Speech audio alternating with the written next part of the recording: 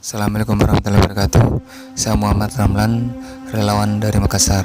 Di channel ini saya akan menyampaikan amanah bantuan dari PD Harapan buat kakek Arsyad yang bertahan hidup sehari-hari berjualan kabut keliling dari pagi hingga menjelang malam.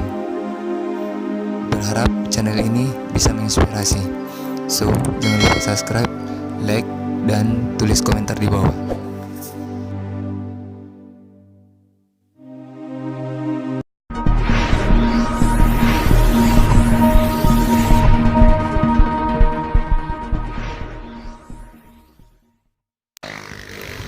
Namanya kakek Arsyad, umur 58 tahun.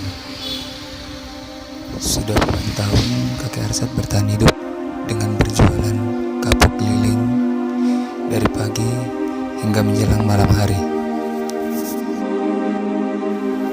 Start dari pagi hari di desa Tuluk Burit, Palangga Goa, kakek Arsyad menjajakan dagangannya keliling Makassar dari pagi hingga menjelang malam hari.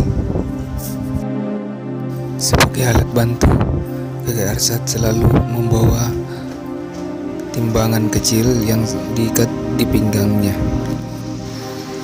1 kilo kapuk kakek Arsyad jual seharga Rp20.000. Tak jarang seharian berkeliling Makassar, dagangan kakek Arsyad pasti kelihatan yang laku terjual.